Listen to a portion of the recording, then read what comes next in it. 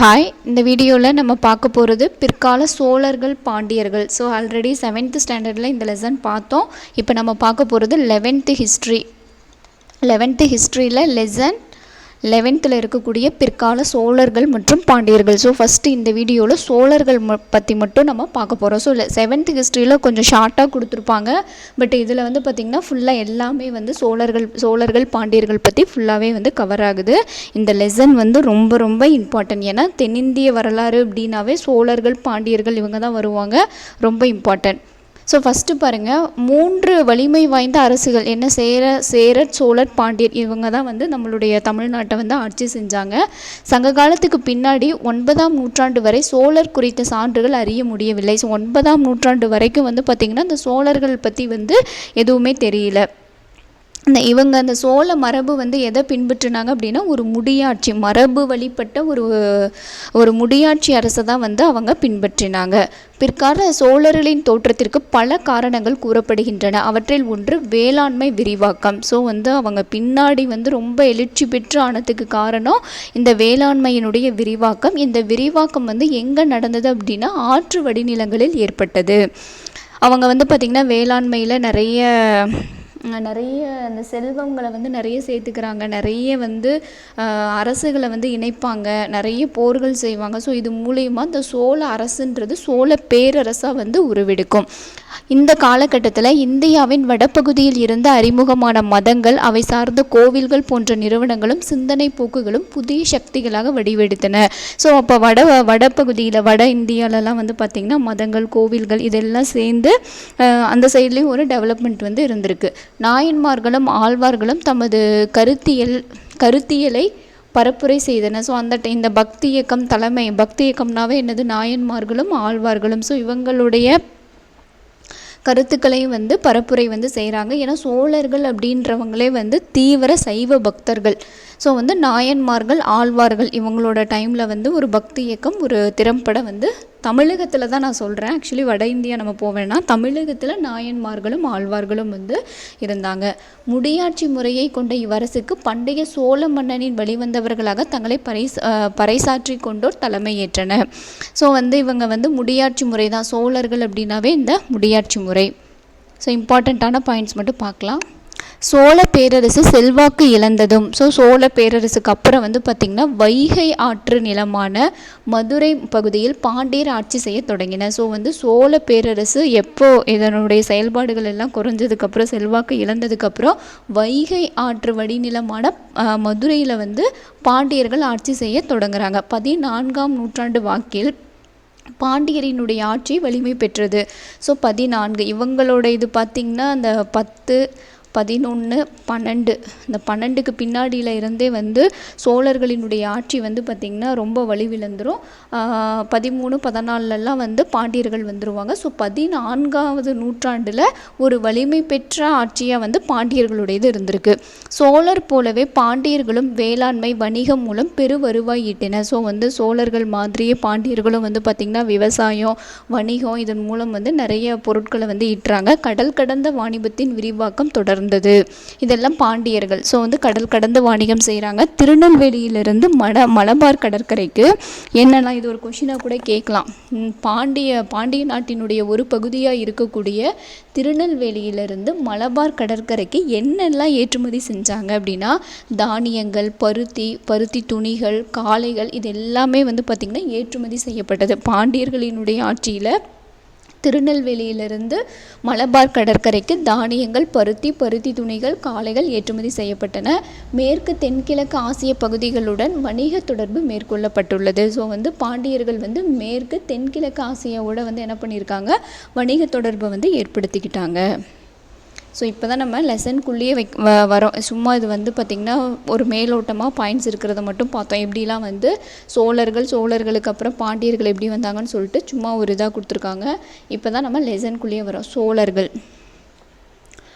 சோழர்கள் வந்து பார்த்திங்கன்னா காவிரி பகுதியில் சோழ பல்லவருக்கு கீழ்நிலை ஆட்சியாளராக இருந்துள்ளனர். ஸோ இவங்க வந்து காவிரி பகுதியில் சோழர்கள் வந்து பல்லவர்களுக்கு கீழே இருந்திருக்காங்க. பல்லவர்களுக்கு கீழ்நிலை ஆட்சியாளராக இருந்துள்ளார்.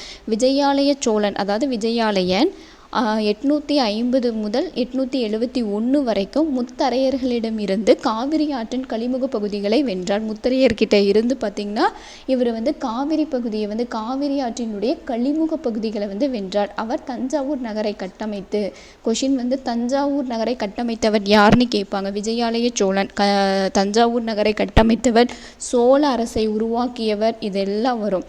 ஆனால் சோழ பேரரசுன்னு சொன்னால் விஜயாலயன்னு சொல்லக்கூடாது. கொஷின் பாருங்கள், சோழ அரசு. அரசுக்கும் பேரரசுக்கும் வித்தியாசம் இருக்குது. அரசுன்றது கம்மியான நிலப்பகுதிகளை வந்து அரசுன்னு சொல்லுவாங்க. பேரரசு அப்படின்னா பரப்பு வந்து அதிகம்.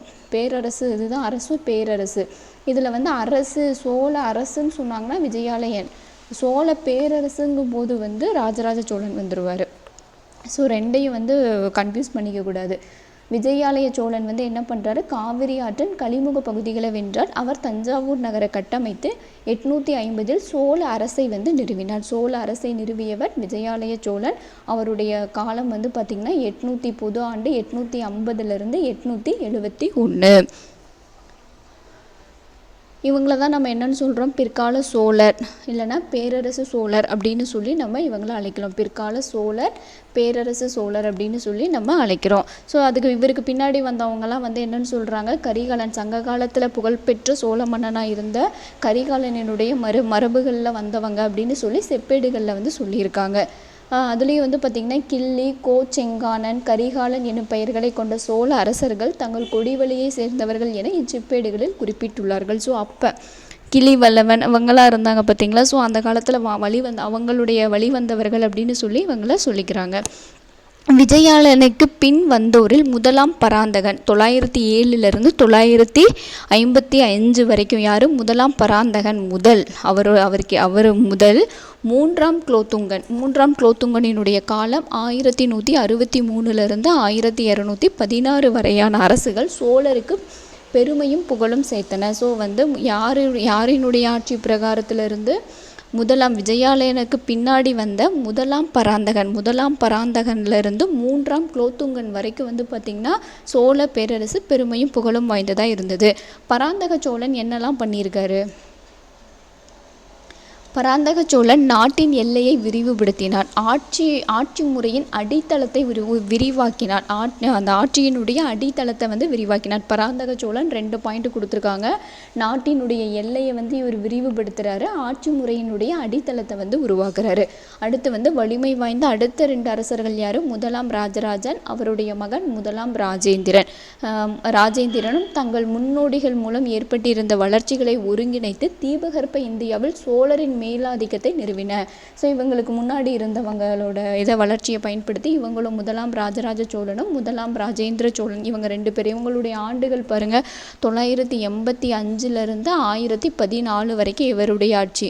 1014 44 வரைக்கும் வந்து பார்த்திங்கன்னா முதலாம் ராஜேந்திரனுடைய ஆட்சி. இவங்க 2 பேரும் என்ன பண்ணுறாங்க, தீபகற்ப இந்தியாவில், சவுத் இந்தியாவில் வந்து பார்த்திங்கன்னா ஒரு வலிமையான ஆட்சியை வந்து ஏற்படுத்துகிறாங்க.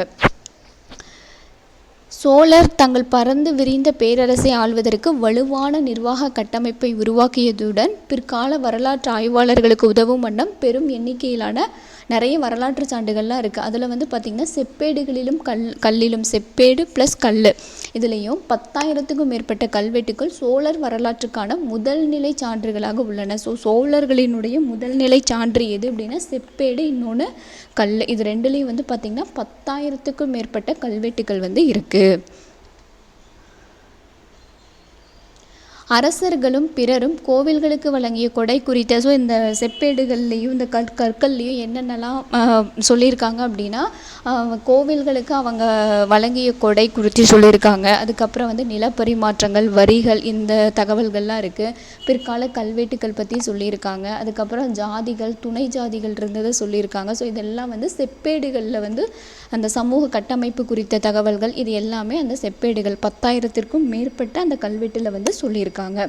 சோழர் ஆட்சியில் இலக்கியங்கள் செழித்தன. சோழர் ஆட்சியில் வந்து பார்த்திங்கன்னா இலக்கியங்கள் பன்னிரு திருமுறைகள் தொகுக்கப்பட்டது. இது எல்லாமே வந்து சோழர் ஆட்சியில் இலக்கியங்கள் செழித்தன.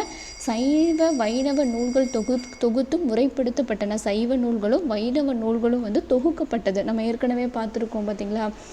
திருமுறைகளை தொகுத்தவர் நம்பி அவர் வந்து பார்த்திங்கன்னா சைவ நூல்களை வந்து தொகுத்தார். வைணவ நூல்கள் வந்து பார்த்திங்கன்னா நாதமுனி அவர்கள் வந்து தொகுத்தார். ஸோ இந்த மாதிரி தொகுத்து முறைப்படுத்தப்பட்டது சைவ நூல்கள் வைணவ நூல்கள் அப்படின்னு சொல்லி. சோழர் காலத்தில் நடந்த முக்கிய இலக்கிய பணியாகும். ஸோ இதுதான் இந்த நூல்களை வந்து இந்த சைவ வைணவ நூல்களை வந்து தொகுத்தது ஒரு முக்கியமான சமய இலக்கிய பணியாக சொல்லியிருக்காங்க. அதுலேயும் பெருங்காவிய நூலான கம்பராமாயணம், இலக்கிய வடிவிலான வரலாற்று நூல்களான கலிங்கத்துப்பரணி, குலோத்துங்க சோழன், பிள்ளைத்தமிழ், மூவருலா ஆகியன இக்காலத்தில் இயற்றப்பட்டன. ஸோ வந்து இந்த சோழர் காலத்தில் இயற்றப்பட்ட நூல்கள்னு கேட்கலாம். கம்பராமாயணம், கலிங்கத்துப்பரணி, குலோத்துங்க சோழன், பிள்ளைத்தமிழ், மூவருலா இந்த நூல்கள் எல்லாமே வந்து இயற்றப்பட்டது. அது மட்டும் இல்லாமல் இலக்கண நூல்கள்னு பார்த்திங்கன்னா நன்னூல், நேமிநாதம், வீரசூலியம் இதெல்லாம் இயற்றப்பட்ட இலக்கண நூல்கள். பாண்டிக்கோவை, தக்காயகப்பரணி ஆகியவை முக்கிய இலக்கிய படைப்புகளாகும். இதெல்லாம் சோழர்களினுடைய காலத்தில் இயற்றப்பட்ட நூல்கள். அதில் இலக்கண நூல்கள் என்ன 3 சொல்லியிருக்காங்க. நன்னூல், நேமிநாதம், வீரசூலியம்.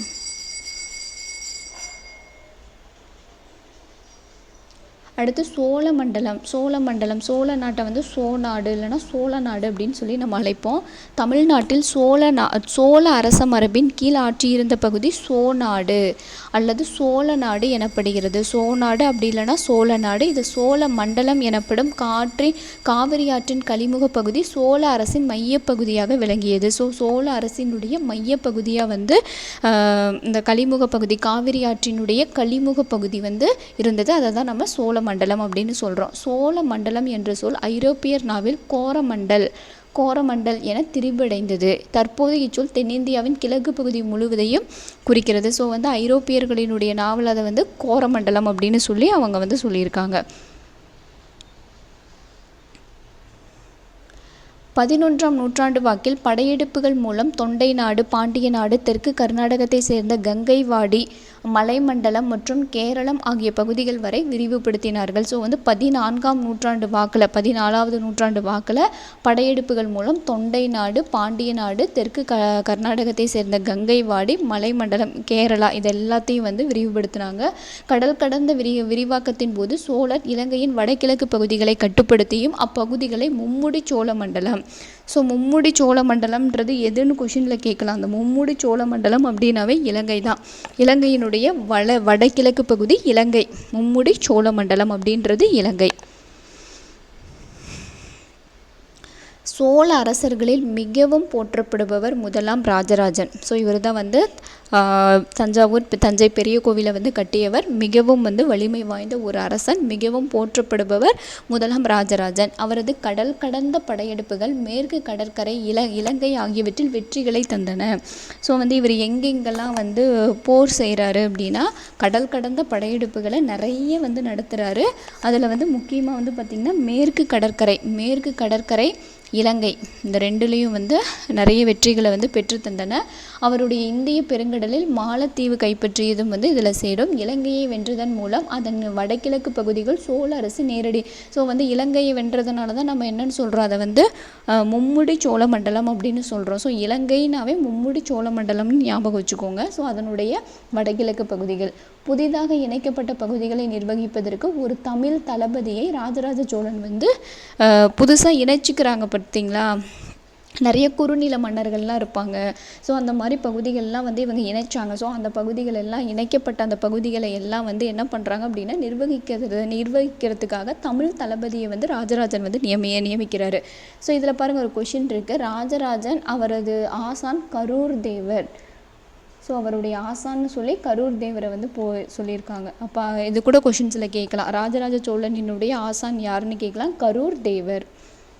ராஜராஜன் அங்கே வந்து இந்த மாதிரி பகுதிகளை வந்து இணைச்சதோடு அங்கே வந்து ஒரு கோவிலையும் வந்து கட்டவும் வந்து ஆணை பிறப்பித்தார். அதை தான் வந்து சிவ தேவாலே அதாவது சிவாலயம் அப்படின்னு சொல்லி நம்ம சொல்கிறோம்.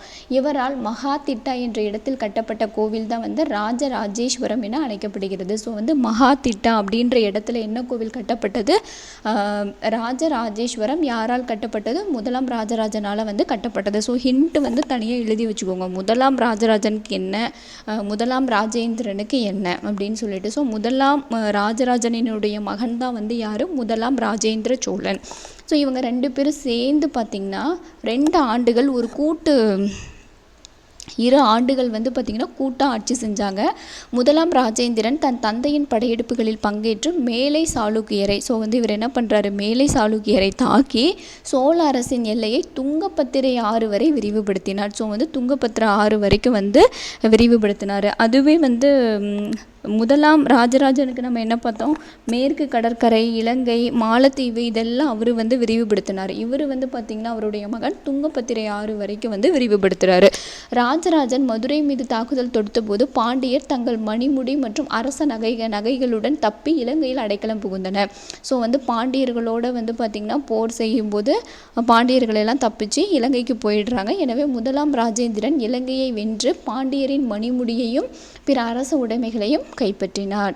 அடுத்து முதலாம் ராஜேந்திரன் அரசராக பொறுப்பேற்ற பின் 1023 வட இந்தியா. ஸோ இவருடைய முக்கிய முதலாம் ராஜேந்திரன் அப்படின்னாவே இந்த வட இந்திய படையெடுப்பு தான். ஸோ அதனால தான் வந்து கங்கை கொண்ட சோழபுரம் அப்படின்னு ஒரு நகரையே வந்து ஒரு கோவில் வந்து கங்கை கொண்ட சோழபுரம் கோவிலும் வந்து கங்கையை வட இந்தியாவை கைப்பற்றுவதன் விளைவாகவே அது வந்து கட்டப்பட்டது.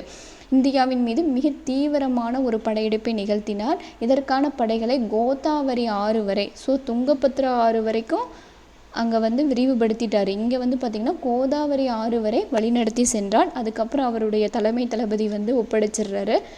அந்த வட இந்தியா ஃபுல்லாக வந்து என்ன பண்ணிடுறாங்க, வட இந்தியாவில் கிடைத்த அந்த வெற்றிகளின் நினைவாக கங்கை கொண்ட சோழபுரம் வந்து கட்டப்பட்டது. ஸோ அதனால தான் என்னன்னு சொல்கிறோம், அவரை கங்கை கொண்டான் அப்படின்னு சொல்லி அழைக்கிறோம். ஸோ கங்கை கொண்டான் என்று அழைக்கப்படுபவர் யார்? முதலாம் ராஜேந்திர சோழன். தமிழர்களின் கடல்வழி சாதனைகள் சோழர் காலத்தில் உச்சத்தை எட்டின. ஸோ வந்து பார்த்திங்கன்னா கடல்வழி சாதனைகள், சோழர் சோழமண்டல கடற்கரையோடு மலபார் கடற்கரையையும் தங்களது கட்டுப்பாட்டின் கீழ் கொண்டு வந்தனர். ஸோ வந்து மலபார் தீவை யார்? ராஜராஜ சோழனை வந்து கைப்பற்றிட்டார். வங்காள விரிகுடா பகுதியில் சோழரின் செல்வாக்கு சில 10 ஆண்டு காலத்திற்கு நீடித்தது. ராஜேந்திரனினுடைய கடற்படை. ஸோ இந்த இதெல்லாம் வந்து பார்த்திங்கன்னா நம்ம 11th பிற்கால சோழர்கள் பாண்டியர்கள் லெசனில் வந்து பார்த்தோம்.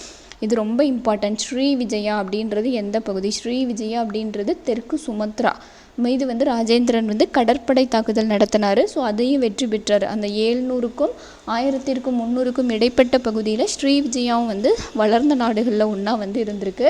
இது வலிமையான கடற்படை கொண்டதாகவும் வணிகத்தில் சிறந்ததாகவும் இருந்தது. அடுத்து வந்து பார்த்திங்கன்னா கடாரம் அதாவது கெடா அப்படின்னு சொல்லக்கூடிய கெடா ஒரு குறுநில மன்னர், அவருக்கு கீழே இருந்த அந்த கெடா அப்படின்ற ஒரு பகுதி, கெடாவும் அதாவது கடாரம் ராஜேந்திரனால் தோற்கடிக்கப்பட்டது. எனவே ராஜேந்திரனுக்கு கடாரம் கொண்டான் அப்படின்ற பட்டமும் வந்து வழங்கப்பட்டது. ஸோ மேலை சாளுக்கிய அரசின் மீது 1003 பார்த்திங்கன்னா அந்த மேலை சாளுக்கியர் அந்த அரசின் மீது 1003 ராஜராஜன் வந்து தொடுத்த போரும் 1009 அவருடைய மகன் ராஜேந்திர சோழன் தொடுத்த போரும் அவர்களுக்கு வெற்றியை தந்தன. சாளுக்கியர்களினுடைய தலைநகர் என்ன? மேலை சாளுக்கியர்னாவே வந்து கல்யாணி தான். ஸோ வந்து கல்யாணியில் வந்து என்ன பண்ணுறாங்க அப்படின்னா துவாரபாலகர் அங்கிருந்து என்ன எடுத்துகிட்டு துவாரபாலகர் சிலையை வந்து எடுத்துகிட்டு வந்து கும்பகோணம் தராசுரம் கோயிலில் வந்து என்ன பண்ணுறாங்க, கொண்டு வந்து வைக்கிறாங்க அந்த சிலையை. கல்யாணின்ற இடத்துல இருக்கக்கூடிய துவாரபாலகர் அந்த வாயிற்காப்போனுடைய சிலையை கும்பகோணத்தில் உள்ள தராசுரம் கோவிலில் இன்றும் காணலாம். ராஜேந்திரன் வந்து நம்ம என்னென்னலாம் சொல்லலாம்? முதலாம் ராஜேந்திர சோழனை முடிகொண்ட சோழன், கங்கை கொண்டான், கடாரம் கொண்டான், பண்டித சோழன் அப்படின்னு சொல்லி பல பட்டங்கள் வந்து அவருக்கு இருக்குது. ஸோ இந்த கங்கை கொண்டான், கடாரம் கொண்டான் நம்ம ஈஸியாக சொல்லிடுவோம். இன்னொன்று முடிகொண்ட சோழன், மும்முடி சோழன் அப்படின்னு சொல்கிறோம்ல, மும்முடி சோழ மண்டலம் அப்படின்னு சொல்லி இலங்கையை சொல்கிறோம். ஸோ வந்து முடிகொண்ட சோழன், பண்டித சோழன் அப்படின்னு சொல்லி நிறைய பட்டங்கள் முதலாம் ராஜேந்திரனுக்கு இருக்குது. அடுத்து அவர்களுடைய நிர்வாகம் வந்து எப்படி இருந்தது? ஸோ இது முன்னாடியே நம்ம பார்த்தோம், இவங்களது வந்து ஒரு முடியாட்சி. ஸோ மரபு வழிபட்ட முடியாட்சியை அடிப்படையாக கொண்டு ஆட்சி செய்யப்பட்டது. கடவுளுக்கு இணைஞ்ச அரசர்கள்லாம் வந்து என்ன பண்ணாங்க, கடவுளுக்கு இணையாக வந்து என்ன பண்ணிக்கிட்டாங்க, தன்னை வந்து பெருமான், பெருமகன், உலகுடைய பெருமாள், உலகுடைய நாயனார் அப்படின்னு சொல்லி அவங்களே தங்களை வந்து பெயர்கள் வச்சு வந்து அழைச்சிக்கிட்டாங்க. பிற்காலத்தில் வந்து சக்கரவர்த்தின பேரரசர், திரிபுவன சக்கரவர்த்தி, 3 உலகங்களுக்கான பேரரசர் போன்ற பட்டங்களை சோழ அரசர்கள் வந்து சூட்டிக்கிட்டாங்க. ஸோ வந்து கடவுளுக்கு இணையாகவும் வச்சுக்கிட்டாங்க. பேரெல்லாம் வந்து பார்த்திங்கன்னா ரொம்ப பெரிய பெரிய பேர்களெல்லாம் சூட்டி மகிழ்ந்துக்கிட்டாங்க. அது மட்டும் இல்லாமல் தன்னுடைய பேருக்கு பின்னாடி என்ன பண்ணாங்க, தேவன் அப்படின்னு சொல்லக்கூடிய ஒரு பின்னூட்டாக வந்து பின்னாடி வந்து சேர்த்துக்கிட்டாங்க. அரசர்கள் தங்களை கடவுளின் நண்பன், அதாவது தம்பிரான் தோழன் என்ற உரிமை கோரி தங்கள் அதிகாரத்தை நிலைநிறுத்தினர். ஸோ வந்து கடவுளுக்கே நண்பன் அப்படின்னு சொல்லி தம்பிரான் தோழன் அப்படின்னு சொல்லி சூட்டிக்கிட்டாங்க. சோழ அரசர்கள் தங்கள் ஆன்மீக வழிகாட்டி அல்லது ராஜ குருக்களாக பிராமணர்களை நியமித்தார்கள். ஸோ வந்து ஆன்மீக வழிகாட்டி ப்ளஸ் ராஜ குருக்களாக வந்து யார் இருந்தாங்க, பிராமணர்கள் இருந்தாங்க. முதலாம் ராஜராஜனும் முதலாம் ராஜேந்திரனும் ராஜ குருக்கள் மற்றும் சர்வ சிவன்கள் ஆகியோரின் பெயர்களை தங்கள் கல்வெட்டுகளில் குறிப்பிட்டுள்ளனர். ஸோ யாருடைய கல்வெட்டு, இதெல்லாம் ரொம்ப இம்பார்ட்டன்ட் கல்வெட்டு கொஷின். அதாவது தந்தையும் மகனும், முதலாம் ராஜராஜனும் முதலாம் ராஜேந்திரனும் வந்து பார்த்திங்கன்னா ராஜ குருக்கள், அடுத்து சர்வ சிவன்கள். ஸோ இந்த பேர்லாம் வந்து அவங்க யூஸ் பண்ணியிருக்காங்க. அது வந்து கல்வெட்டில் இருக்குது. பிராமணர்களுக்கு பிரம்மதேயம், சதுர்வேதி மங்கலம் என்ற பெயரில் பெரும் நிலப்பரப்புகளை இறையிலியாக அளித்தன. ஸோ வந்து பிராமணர்கள் எல்லாம் வாழக்கூடிய இடம் தான் வந்து பிரம்மதேயம். இதெல்லாம் நம்ம ஆல்ரெடி நிறைய டைம் பார்த்துட்டோம். ஆக்சுவலி கடைசியாக ஒரு 2-3 லெசனில் இதே தான் ரிப்பீட்டடாக வந்திருக்கு. பிராமணர்கள் வந்து நிர்வகிக்கக்கூடிய இடம் இல்லைன்னா பிராமணர்கள் வாழ்ந்த இடம் அப்படின்னாவே பிரம்மதேயம். இன்னொன்று சதுர்வேதி மங்கலம் அப்படின்ற பெயரில் வந்து பெரிய நிலப்பரப்புகளை வந்து இறையிலியாக வந்து கொடுத்துருக்காங்க. ஸோ 2 பிராமணர்கள், சதுர்வேதி மங்கலம். இதில் வந்து பாயிண்ட்ஸ் இருக்காது ஒன்றும். இதில் வந்து பார்த்திங்கன்னா இந்த சிற்றரசர்கள், குறுநில மன்னர்கள் அவங்களோடலாம் போர் புரிஞ்சு என்ன பண்ணுவாங்க, அது அந்த பகுதிகளை எல்லாத்தையும் வந்து இணைச்சிக்குவாங்க. அப்படி இணைக்கப்பட்ட பகுதிகளை என்ன பண்ணுறாங்க அப்படின்னா ஒவ்வொரு மண்டலமாக இப்பகுதிகளை எல்லாம் மண்டலமாக வந்து முதலாம் ராஜராஜ சோழன் என்ன பண்ணுறாரு, மண்டலமாக பிரித்து ஒவ்வொரு மண்டலத்துக்கும் ஒரு ஆளுநரை வந்து நியமிக்கிறாங்க. ஸோ வந்து குறுநில மன்னர்கள் போர்கள் மூலம் இணைக்கப்பட்ட பகுதிகளை ஒன்றிணைச்சு மண்டலங்களாக உருவாக்குறாங்க. மண்டலங்களாக ஒன்றிணைத்து அதுக்கு வந்து ஆளுநர் வைக்கிறாங்க. ஸோ இப்போ ஒவ்வொரு இடத்துக்கும் ஒவ்வொரு பேர். பாண்டிய நாட்டில் கைப்பற்றின பகுதிகளை சோழ பாண்டியர் அப்படின்னு சொல்லி ஒரு ஆளுநர், சோழ பாண்டியர். இலங்கையில் வந்து பார்த்திங்கன்னா சோழ இலங்கேஸ்வரர். ஸோ இலங்கைங்கிறதுனால சோழ இலங்கேஸ்வரர். அது பின்னர் மும்முடி சோழ மண்டலம். ஸோ வந்து இலங்கைனாவே மும்முடி சோழ மண்டலம் மறந்துடக்கூடாது. ஸோ இலங்கை அப்படின்னாவே சோழ லங்கேஸ்வரர், மும்முடி சோழ மண்டலம். தெற்கு கர்நாடகத்தின் கங்கைவாடி பகுதியில் வந்து சோழ கங்கர். ஏன்னா ஆளுநர்கள் சோழ கங்கர் அப்படின்னு சொல்கிறாங்க அவங்கள. சோழ பாண்டியர், சோழ லங்கேஸ்வரர், சோழ கங்கர். ஸோ இது வரிசையை எழுதி வச்சுக்கோங்க. ஒவ்வொரு பகுதிக்கும் ஒவ்வொரு. பாண்டிய நாடுனா சோழ பாண்டியர், இலங்கையாக இருந்தால் சோழ லங்கேஸ்வரர், கங்கைவாடியாக இருந்தால் சோழ கங்கர். மேலும் இருக்குவேலேன், இளங்கோவேலேன், மலவர்கள், பாணர்கள் போன்ற சிற்றர்கள் ஆட்சி செய்த முக்கியத்துவம் குறைந்த பகுதிகளும் பின்னர் சோழ அரசுடன் இணைத்து கொள்ளப்பட்டுள்ளன. சும்மா இதெல்லாம் ரீட் அவுட் பண்ணிக்கோங்க. ஸோ எல்லா பகுதிகளையும் வந்து இவங்க என்ன பண்ணிக்கிறாங்க அப்படின்னா சிற்றரசர்களாக இருக்கிறதெல்லாம் தன்னோட இதுக்கு வந்து கொண்டு வந்துடுறாங்க. அடுத்து படைகள்னு பார்த்திங்கன்னா 3 படை முக்கியமாக இருந்திருக்கு. காலாட்படை, குதிரைப்படை, இன்னொன்று வந்து யானைப்படை. காலாட்படை, குதிரைப்படை, யானைப்படை. குதிரைப்படையை வந்து குதிரை சேவகர், அந்த தலைமை வகிப்பவர் வந்து என்னென்னு சொல்லுவோம், குதிரை சேவகர். யானைப்படையில் இருக்கிறவங்கள யானை ஆட்கள், குதிரைப்படையில் வேலை செய்கிறவங்கள குதிரை சேவகர் அப்படின்னு சொல்லுவோம். அது மட்டும் இல்லாமல் வில் வீரர்களை வில்லாளிகள் அப்படின்னு சொல்கிறாங்க. வாள் வீரர்களை வாளிலர் அப்படின்னு சொல்கிறாங்க. ஈட்டி வீரர்களை கொண்டுவார் ஆகியோரும் படையில் இருந்தனர். படைப்பணிகளில் 2 படிநிலைகள் குறிப்பிடப்படுகின்றன. ஸோ வந்து இந்த படைகளில் 2 பிரிவு சொல்கிறாங்க. ஒன்று வந்து பார்த்திங்கன்னா பெருந்தனம் அப்படின்ற ஒரு நிலை, பெருந்தனம், சிறுதனம். இது ரொம்ப இம்பார்ட்டன்ட். ரெண்டு பேர் இருக்காங்க.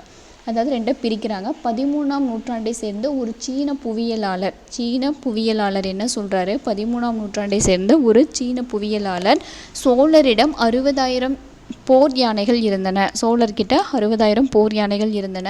அவற்றின் முதுகில் வீடு போன்ற அமைப்பு இருக்கும். அதில் வீரர்கள் நிறைந்திருப்பார்கள். இப்போரில் இவர்கள் நீண்ட தொலைவில் உள்ள இலக்குகளின் மீது அம்பு எய்வார்கள். அருகில் உள்ள பகைவர்களுடன் யானையின் மீதிருந்தபடியே ஈட்டியால் சண்டையிடுவார்கள். அதாவது யானை மேலேயே உட்காந்துட்டு என்ன பண்ணுவாங்க, யானை மேலேயே இருந்துட்டு ஈட்டியால் என்ன பண்ணுவாங்க, அம்பெய்தி சண்டையிடுவாங்க அப்படின்னு சொல்லியிருக்காங்க. சோழர் கடல் கடந்து சென்று நடத்திய போர்கள் மிகவும் புகழ்பெற்றவை. சோழர்களிடம் எண்ணற்ற கப்பல்கள் இருந்தன என வரலாற்று ஆய்வாளர்கள் அவர்களின் கப்பற்படையை வியந்து குறிப்பிடும் அளவுக்கு அதன் பலம் இருந்தது. ஸோ நிறைய கப்பல்கள் அவங்க வச்சுருக்காங்க. ஏன்னா கப்பல் படையில் சிறந்து விளங்கியிருக்காங்க. படை வீரர்களுக்கு இந்த படை வீரர்கள்லாம் இருக்காங்க பார்த்தீங்களா, இந்த கொஷின்லாம் ரொம்ப இம்பார்ட்டன்ட். படைப்பற்று அப்படின்னு ஒரு உரிமை அவங்களுக்கு வழங்கப்படுகிறது. படை வீரர்களுக்கு வழங்கப்பட்ட உரிமை எதுன்னு கேட்கலாம். ஸோ படை வீரர்களுக்கு வழங்கப்பட்ட உரிமை படைப்பற்று. தலைநகரில் படை முகாம் இட்டிருந்த இடம் முகாமிட்டிருந்தோம். தலைநகரில் படை முகாம் போடுவாங்க பார்த்தீங்களா, அந்த முகாமுக்கு படை வீடு அப்படின்னு பேர் சொல்கிறாங்க. அடுத்து புதிதாக சேர்க்கப்படும் பகுதிகளில் அமைக்கப்பட்ட புறக்காவல் படைகள். புதிதாக போய் படைகள் எல்லாம் அமைப்பாங்க பார்த்தீங்களா, அதை அந்த புறக்காவல் படைகளை நிலைப்படைகள் அப்படின்னு சொல்கிறாங்க. புறக்காவல் படைகள் என்னன்னு சொல்கிறாங்க, நிலைப்படைகள் அப்படின்னு சொல்கிறாங்க. படைப்பிரிவினுடைய தலைவர் நாயகம், அப்படி இல்லைன்னா படை முதலி முதல்ல இருக்கிறவங்க தலைவர் தானே. ஸோ நாயகம், அப்படி இல்லைன்னா முதலி. படை தளபதியை சேனாதிபதி இல்லைன்னா தண்டநாயகம் அப்படின்னு நம்ம அழைக்கிறோம்.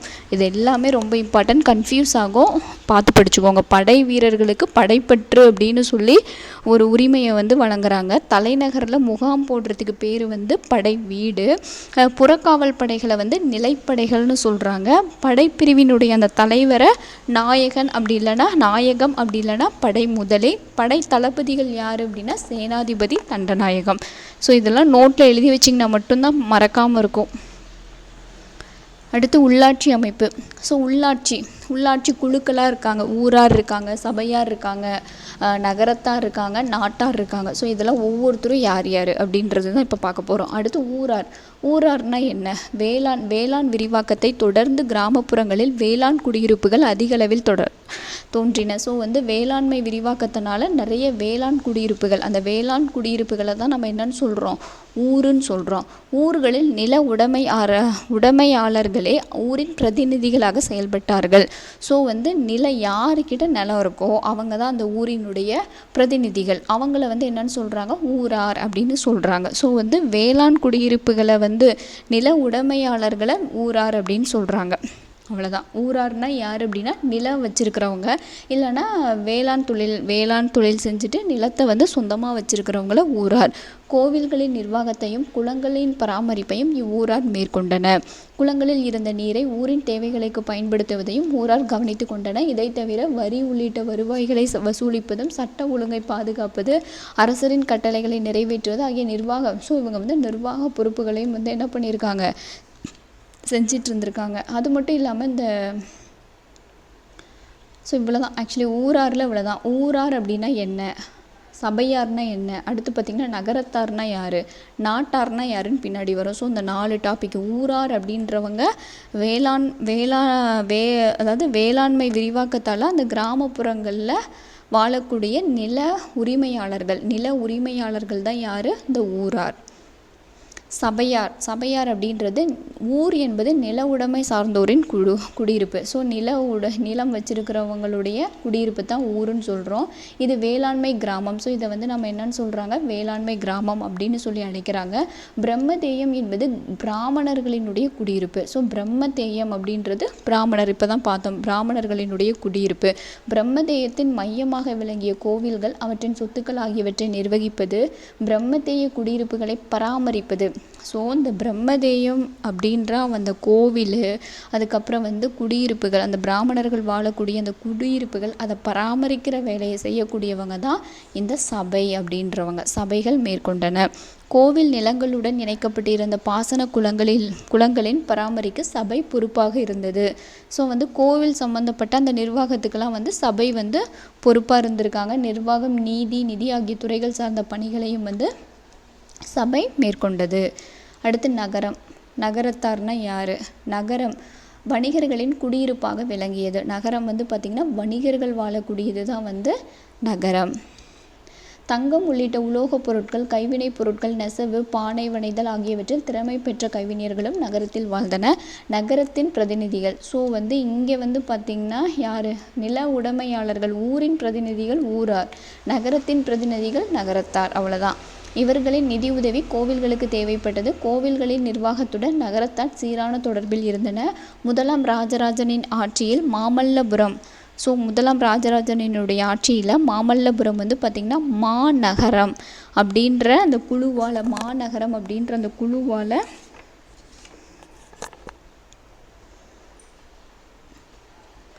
என்ற குழுவால் நிர்வகிக்கப்பட்டது. ஸோ மாமல்லபுரம் அப்படின்ற அந்த குழுவால் வந்து நிர்வகிக்கப்பட்டது. உள்ளூர் பொருட்கள் நகரங்களில் பரிமாற்றம் செய்து கொள்ளப்பட்டன. ஸோ வந்து இதில் என்னென்ன ஏற்றுமதி பண்ணாங்க, இறக்குமதி பண்ணாங்கன்னு சொல்லி பாருங்கள்.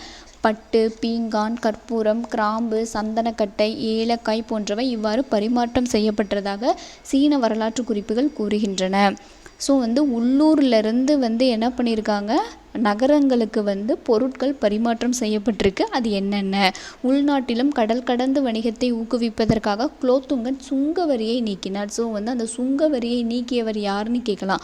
முதலாம் குலோத்துங்க சோழன். அதனால தான் அவரை என்னன்னு சொல்கிறோம்? சுங்கம் தவிர்த்த சோழன். சுங்கம் தவிர்த்த சோழன். ஸோ முதலாம் குலோத்துங்க சோழன் தான் வந்து சுங்க வரிகளை வந்து, அந்த உள்நாட்டிலையும் கடல் கடந்து வணிகம் செய்யும் போது சுங்க வரி வந்து ஒரு பெரிய பாதிப்பை வந்து ஏற்படுத்தக்கூடாதுங்கிறதுக்காக குலோத்துங்கன் வந்து அதை வந்து நீக்கியிருக்காரு. ஸோ சுங்கம் தவிர்த்த சோழன் சொல்லி முதலாம் குலோத்துங்க சோழனை நம்ம வந்து அழைக்கிறோம்.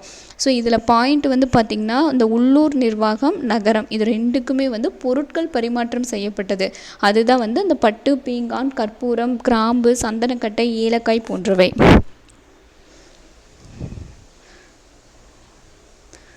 ஸோ உள்ளாட்சி தேர்தல் வந்து பார்த்திங்கன்னா இதில் இந்த குடைவோலை முறை அப்படின்ற முறைப்படி வந்து நடந்திருக்கும்.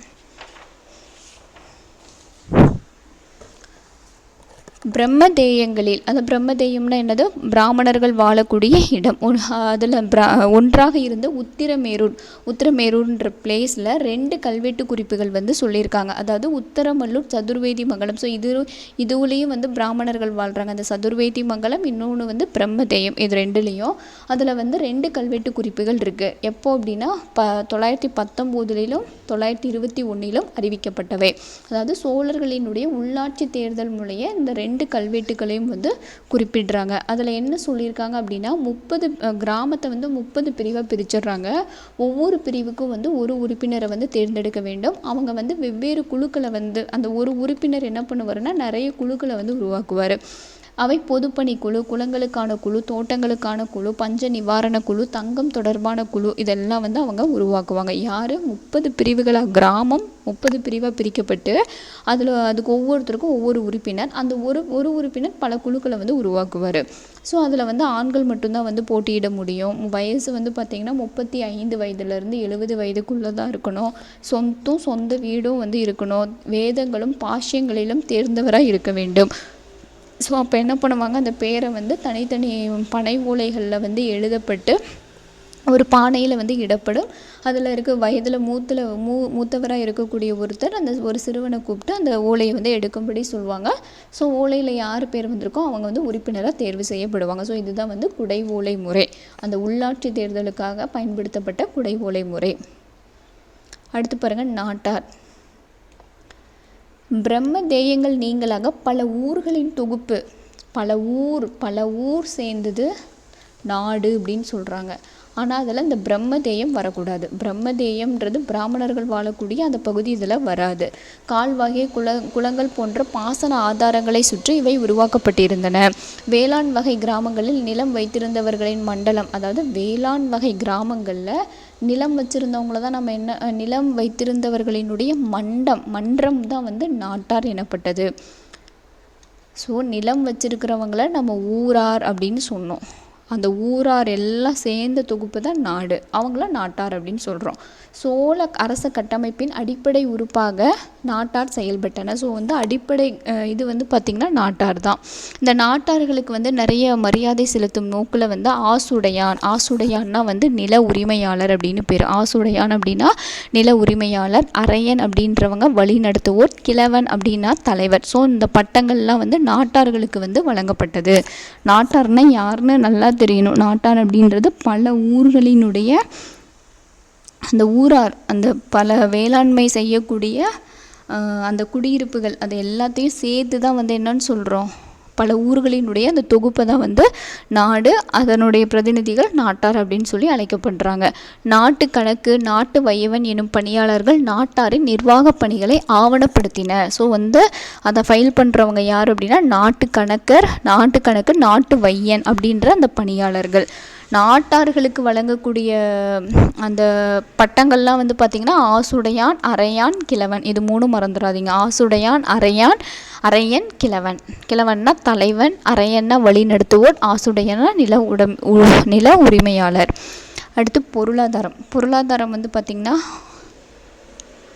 ஸோ இவங்க வந்து ஆற்று சமவெளி பகுதிகளில் வந்து மக்கள் நிறைய பேர் வந்து குடியேறுறாங்க வேளாண்மைக்காக. ஆறுகள் இல்லாத பகுதிகளிலும் குளம், கிணறு, கால்வாய் ஆகிய நீர்ப்பாசன வசதிகள் வந்து ஏற்படுத்தப்படுது. நில வருவாய் நிர்வாகத்துக்கென தனியாக நில வருவாயை வந்து பார்க்குறதுக்காக தனியாக வந்து என்ன பண்ணுறாங்க, ஒரு துறையை வந்து உருவாக்குறாங்க. அந்த துறைக்கு பேர் என்ன அப்படின்னா புறவு வரி திணைக்களம். நில வருவாய் நிர்வாகத்துக்காக ஒரு துறை ஒதுக்கப்பட்டது. அது பேர் புறவு வரி திணைக்களம். அதனுடைய தலைவர் வந்து புறவு வரி திணைக்கள நாயகம் அப்படின்றது தான் அதனுடைய தலைவர்.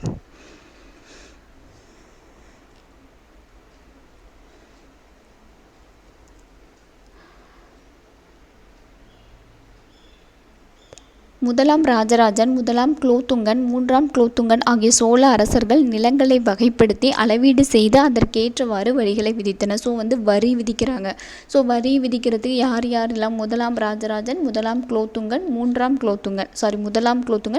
குலோத்துங்கன் இவங்க எல்லாருமே வந்து நிலங்களை வந்து முறையாக வகைப்படுத்தி ப்ளஸ் அந்த நிலத்துக்கு தகுந்த வரிகளை வந்து விதிக்கிறாங்க. நில அளவீட்டு பணியில் ஈடுபட்டவர்கள், இந்த நில அளவீட்டு பணியில் ஈடுபட்டவங்களை நாடு வகை செய்கிற என்று குறிப்பிடப்பட்டார்கள். நாடு வகை செய்கிறவங்க அப்படின்னு சொல்லி அவங்கள வந்து குறிப்பிட்டாங்க. அந்த நில அளவீடு செய்ய என்னென்னலாம் பயன்படுத்தினாங்க அப்படின்னா குழி, மா, வேலி, பட்டி, பாடகம் அப்படின்ற அலகுகள். ஸோ வந்து சோழர்கள் காலத்தில் அந்த நிலத்தை வந்து அளக்கக்கூடிய அலகுகள் எதுன்னு சொல்லி கேட்கலாம். குழி, மா, வேலி, பட்டி, பாடகம் இதெல்லாம் வந்து அவங்க யூஸ் பண்ணாங்க. பெரும்பாலும் வரிகள் பொருட்களாகவே வசூலிக்கப்பட்டுள்ளன. இறை காணிக்கடன், இறை கட்டின காணிக்கடன், கடமை உள்ளிட்ட பல வரிகள் விதிக்கப்பட்டன. அவற்றில் முக்கியமான வரி குடிமை வரி. இதெல்லாம் வரிகளோட பேர். இறை காணிக்கடன், இறை கட்டின காணிக்கடன், கடமை அப்படின்றதெல்லாம் வந்து வரிகளினுடைய பெயர். அதில் முக்கியமானது குடிமை வரினா என்ன? நிலத்தை குத்தகைக்கு பெற்று வேளாண்மை செய்தவர்கள் அரசுக்கும் நில உடைமையாளர்களுக்கும் செலுத்திய வரி. ஸோ வந்து குத்தகை எடுத்து நம்ம வந்து செய்கிறோம். அப்போ நிலம் கொடுத்தவங்க யாரோ அவங்களுக்கு ஒரு வரியை செலுத்தணும். இன்னொன்று வந்து பார்த்திங்கன்னா அரசுக்கு ஒரு வரியை வந்து செலுத்தணும். அதை தான் வந்து குடிமை வரி அப்படின்னு சொல்கிறாங்க. இந்நில உடைமையாளர்கள் உடையான், அரையன், கிழவன். ஸோ வந்து நில உடைமையாளர்களை தானே நம்ம இங்கே சொன்னோம். ஆசுடையான் அந்த மாதிரிலாம் சொன்னோம் பார்த்தீங்களா. அதான் உடையான், அரையன், கிழவர் போன்ற மரியாதைக்குரிய பட்டங்களை வந்து பெற்றிருந்தன. அரசரும் உள்ளூர் தலைவர்களும் ஒப்படி அப்படின்ற வரியை வந்து வாங்குறாங்க. ஒப்படி அப்படின்னு சொல்லி ஒரு வரியை வந்து அரசரும் ஊர் தலைவர்களும் வந்து வசூலிக்கிறாங்க. விளைபொருளுக்கு செலுத்தப்பட்ட வரி வந்து இறை கட்டின விளைபொருள்னா என்ன, நெல் விளைஞ்சிருக்கு தானியம் விளைஞ்சிருக்கு அப்படின்னா அதுக்கு வந்து இறை கட்டின நெல் அப்படின்னு சொல்லி அதை வந்து வாங்கிக்கிறாங்க. அதாவது பொருட்களாக வந்து வாங்கிக்கிறாங்க. இது வந்து மேக்சிமம் வந்து பார்த்திங்கன்னா காவிரி சமவெளி பகுதிகளில் நடைமுறையில் இருந்தது. ஊர் மட்டத்தில் வரிகளை வசூலித்து அரசுக்கு செலுத்தும் பொறுப்பு ஊராரின் பொறுப்பு. ஸோ வந்து அவங்க தானே வந்து நில உடைமையாளர்களாக இருக்காங்க. ஸோ அரசுக்கு செலுத்தக்கூடிய பொறுப்பு வந்து ஊராரின் பொறுப்பு. நாடு மட்டத்தில் இருந்தால் நாட்டாரினுடைய பொறுப்பு. ஊர் மட்டத்தில் இருக்கிறவங்க ஊராரின் பொறுப்பு, நாடு மட்டத்தில் இருக்கிறவங்க நாட்டாரினுடைய பொறுப்பு. வரியாக வசூலிக்கப்பட்ட நெல் களம் என்ற அலகின் அடிப்படையில் வசூலிக்கப்பட்டது. களம் அப்படின்னு சொல்லி ஒரு அலகு நெல், அதில் ஒரு களம் அப்படின்றது 28 கிலோ சேர்ந்தது ஒரு களம். முதலாம் ராஜராஜன் வரி வசூலை முறைப்படுத்தினார். ஒரு வேலி நிலத்திற்கு 100 களம் வரியாக வசூலிக்கப்பட்டது. ஸோ வந்து ஒரு வேலினா 6.5 ஏக்கர். ஸோ வந்து 6.5 நிலத்திற்கு 100 களம் வந்து பார்த்திங்கன்னா வரியாக வசூலிக்கப்பட்டது. வேலியின் அளவு என்பது மண்வளம், போகங்கள் ஆகியவற்றை பொறுத்து மாறுபடுகிறது. ஸோ இதில் புக் பேக்கில் கூட ஒரு கொஷின் இருந்தது. களம்ன்றது எத்தனை கிலோ அரிசி? 28 கிலோ. இப்போ ஒரு வேலின்றது 6.5 ஏக்கர். அதுக்கு 100 களம் வந்து வரியாக வசூலிச்சிருக்காங்க. அடுத்து பாசனம். ஸோ வந்து நீர்ப்பாசன முறையை வந்து நிறைய இவங்க பண்ணாங்க. நீர் ஆதாரங்களை நிர்வகிப்பதில் அதிக கவனத்தை வந்து இந்த சோழர்கள் வந்து பண்ணாங்க. முக்கியமாக அதில் வந்து பார்த்திங்கன்னா வடி என்பது நீர். வடினா என்ன? அந்த நிலப்பகுதிகளுக்கு தேவையான நீர் வந்து வடி, வாய்க்கால் அப்படின்னு சொல்லி 2 விதமாக போகுது. வடி என்பது வடக்கு தெற்காக நீர் ஓடுவது. வடினா என்னது? வடக்கு தெற்கு. வாய்க்கால்ன்றது கிழக்கு மேற்காக வந்து ஓடுறது. வடி என்பது வடிகாலாக நீரை வெளியேற்றுவதையும், வாய்க்கால் என்பது நீரை கொண்டு வருவதையும் குறிக்கும். ஸோ வந்து இப்படி வாய்க்கால் இருக்குது அப்படின்னா இப்போ தண்ணி இங்கே வருது. ஸோ இங்கே இருக்கக்கூடிய நிலமெல்லாம் பாஞ்சிடுச்சு அப்படின்னா இதை என்ன பண்ணுவாங்க? மடை திறந்து விடுறோம் அந்த மாதிரிலாம் சொல்லுவாங்க பார்த்திங்களா. ஸோ இது க்ளோஸ் ஆகிருக்கும், இங்கே எல்லாம் பாஞ்சிருச்சு. இப்போ இதை திறந்து விட்டால் என்னாகும்? இங்கே இருக்கக்கூடிய நிலப்பகுதிகளுக்கு போகும். ஸோ அதுதான் வந்து வடின்றது இப்போ நீரை வந்து வெளியேற்றுறோம். இந்த இடத்துல நீரை வெளியேற்றுறது, இங்கே நீரை வந்து கொண்டு வருது. அப்போ வடி என்பது வடிகாலாக நீரை வெளியேற்றவும், வாய்க்கால் என்பது நீரை கொண்டு வருவதையும் குறிக்கும். ஸோ அதுக்கப்புறம் அவங்க மழைநீர் கால்வாய் அந்த மாதிரிலாம் வெட்டி அவங்க பயன்படுத்திக்கிறாங்க. பல கால்வாய்களுக்கு அரசர்கள், அரசிகள், கடவுளரின் பெயர்கள் சூடப்பட்டன. கால்வாய்க்கும் பெயர் வைக்கிறாங்க. எடுத்துக்காட்டாக உத்தம சோழ வாய்க்கால், பஞ்சவன் மாதேவி வாய்க்கால், கணபதி வாய்க்கால் போன்றவற்றை கூறலாம். ஊர் வாய்க்கால் என்பது நில உரிமையாளர்கள் பலரால் இந்த ஊருன்றது யார்? ஊராருன்றவங்க யார்? நில உரிமையாளர்கள். ஸோ அவங்களால பயன்படுத்தக்கூடியது தான் வந்து இந்த ஊர் வாய்க்கால். நாடு வாய்க்கால் என்பது நாட்டு வாய்க்கால். அந்த நாட்டாரால் பயன்படுறது தான் வந்து நாடு வாய்க்கால். சோழர் கல்வெட்டு குறிப்புகள் சில பெரிய பாசன ஏரிகளை குறிப்பிடுகின்றன.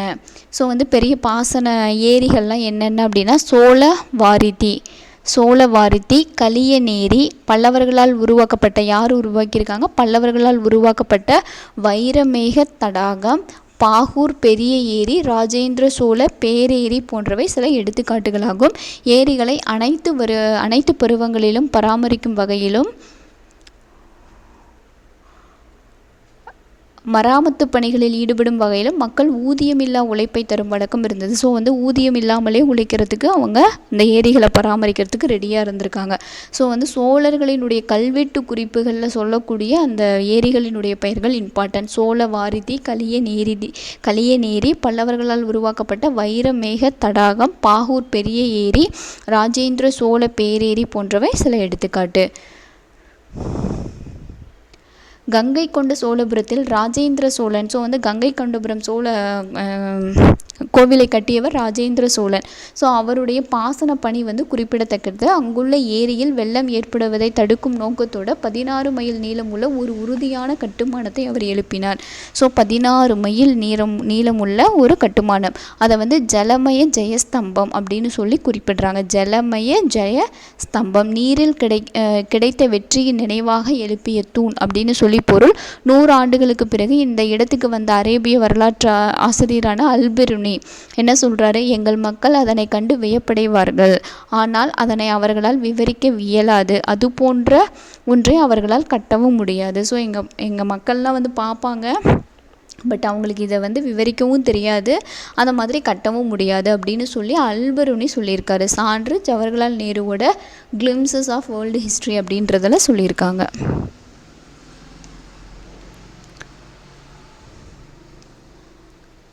நீரை வந்து பங்கீடு செய்வதை வந்து நிற்கின்றவாறு அப்படின்னு சொல்கிறாங்க.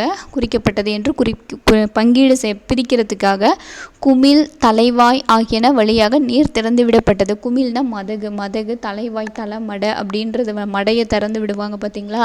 ஸோ அது வழியாக வந்து நீர் திறந்து விடப்பட்டது. பொதுவான குளம், பொதுவாக எல்லாத்துக்கும் ஊருக்கு பொதுவாக இருக்கக்கூடிய குளத்தை வந்து எங்கள் குளம் அப்படின்னு சொல்லிட்டாங்க. ஸோ பாயிண்ட்ஸ் வந்து இவ்வளோ தான், மீதிலாம் வந்து ஒன்றும் பாயிண்ட்ஸாக இல்லை. கிராம சபைகள் பாசன குணங்களை பழுதுபார்த்து ஏரி ஆயம் என்ற வரி வசூலிக்கப்பட்டது. ஸோ வந்து பழுதுபார்க்க ஏரி ஆயம், கிராம சபைகள் பாசன குளங்களை வந்து பழுதுபார்க்கறதுக்காக, அதெல்லாம் சரி செய்கிறதுக்காக ஏரி ஆயம் அப்படின்ற ஒரு வரி வந்து வசூலிக்கப்பட்டது. மதகு அல்லது தடைமலை வழியாக நீரை திறந்து விடுவதற்கு தலைவாய் சான்றோர், ஏரி அரையர்கள் போன்ற சிறப்பு குழுக்கள் இருந்துள்ளன. ஸோ வந்து யார் தலைவாய் சான்றோர், ஏரி அரையர்கள் அப்படின்னு சொல்லக்கூடிய அந்த சிறப்பு குழுக்கள் இருந்திருக்காங்க. குளத்துக்கு பொறுப்பான மக்கள் குழு குளத்தார் எனப்பட்டது. வெட்டி, அமஞ்சி ஆகிய வடிவங்களில் ஊதியமில்லா உழைப்பு செயல்படுத்தப்பட்டது. ஸோ வந்து வெட்டி, அமஞ்சி அப்படின்னு பேர் சொல்லிட்டு அவங்களுக்கு ஊதியமே இல்லாமல் அவங்க என்ன பண்ணுவாங்கன்னா வந்து வேலை செய்வாங்க. நெக்ஸ்ட் ஒன் பாருங்கள். பிரம்மதேய குடியிருப்புகளில் உயர் தகுதி நிலையில் இருந்த நில உடைமையாளர்கள். பிரம்மதேய கிழவர்னால் இந்த இடத்துல தலைவர். ஸோ வந்து அதில் உயர் தகுதியில் இருக்கிறவங்கள என்னன்னு சொல்கிறாங்க, பிரம்மதேய கிழவர் அப்படின்னு சொல்லி அவங்கள வந்து அழைக்கிறாங்க.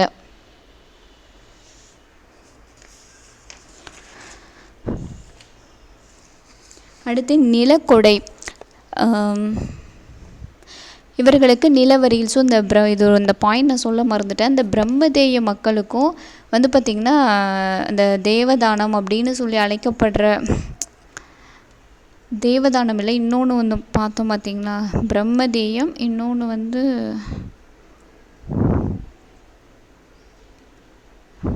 பின்னாடி பார்ப்போம்.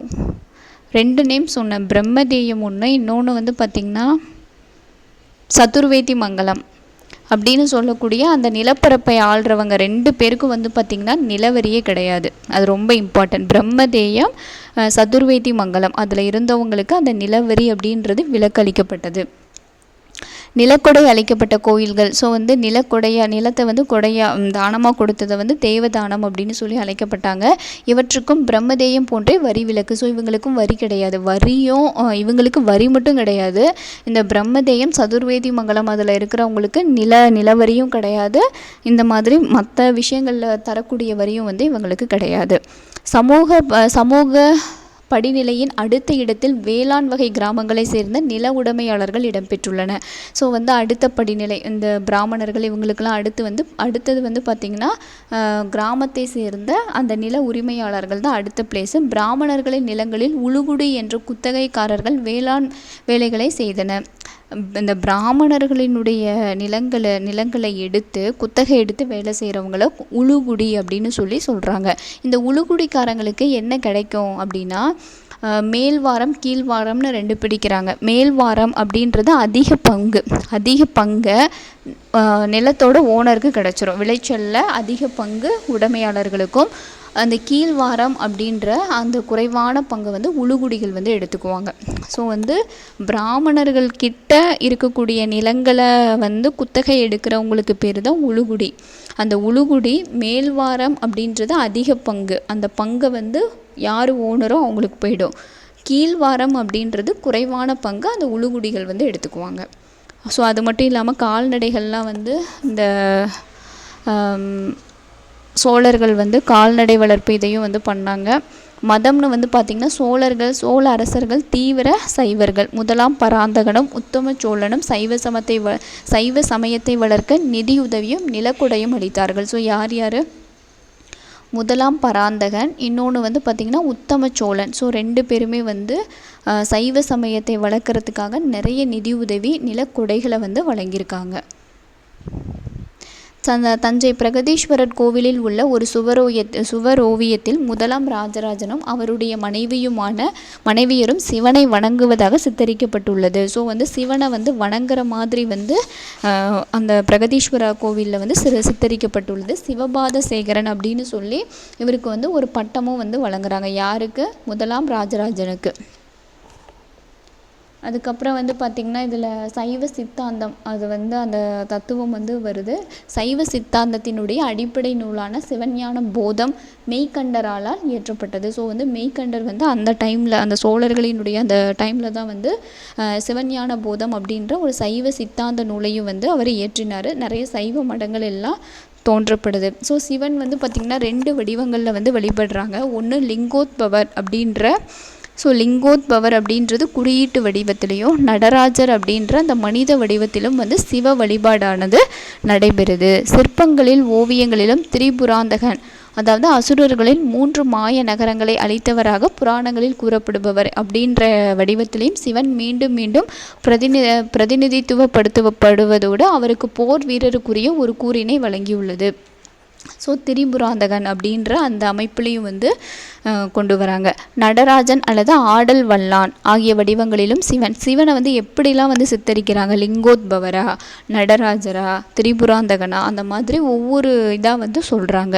நம்பியாண்டார் நம்பி சைவ சமய நூல்களை மீட்டெடுத்து திருமுறை என்ற பெயரில் தொகுத்து வரிசைப்படுத்தினார். ஸோ வந்து 12 திருமுறைகளை தொகுத்தவர் தான் வந்து நம்பியாண்டார் நம்பி. கோவில்களில் தினமும் திருமுறைகளை ஓதுவதற்கு ஓதுவார், பதிகம் பாடுவோர் ஆகியவர். ஸோ வந்து கோவில்லாம் இவங்க சைவத்தை வந்து தீவிரமாக பின்பற்ற ஆரம்பிச்சிட்டாங்க. ஸோ அதனால தான் வந்து பாருங்கள், தஞ்சாவூர் இந்த இடத்துலலாம் சிவன் தான் இருப்பார். திருச்சி, தஞ்சாவூர், கும்பகோணம் இந்த இடத்துலலாம் வந்து பார்த்திங்கன்னா சிவன் கோவில் தான் இருக்கும். ஸோ அவங்க என்ன பண்ணுறாங்க, வந்து ஓதுவார், பதிகம் பாடுவோர் இவங்களெல்லாம் வந்து நியமனம் செய்கிறாங்க. பாடல்களை பாடுவோரை வந்து என்னன்னு சொல்கிறாங்க, விண்ணப்பம் செய்வோர் அப்படின்னு சொல்லி அழைக்கிறாங்க.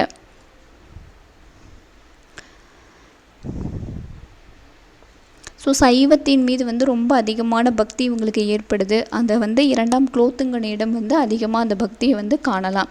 ஸோ சைவம், வைணவத்தின் மீது வந்து வைணவத்தை வந்து ஒதுக்க ஆரம்பிச்சிடுறாங்க. அதுக்கு சான்று வைணவ திருத்தொண்டரான ஸ்ரீ ராமானுஜரை சோழ நாட்டை விட்டு வெளியேறி கர்நாடகாவில் உள்ள மேல்கோட்டைக்கு சென்ற நிகழ்வுக்கும் இட்டு சென்றது. ஸோ வந்து இவர் ராமானுஜர் என்ன பண்ணுறாரு, வைணவத்தை தழுவிய ராமானுஜர் என்ன பண்ணுறாரு அப்படின்னா கர்நாடகாவுக்கு போயிடுறாரு. கர்நாடகாவில் உள்ள மேல்கோட்டைக்கு போயிடுறாரு. ஸோ அந்தளவுக்கு வந்து வைணவத்தின் மீது வந்து வெறுப்பை வந்து காமிக்கிறாங்க.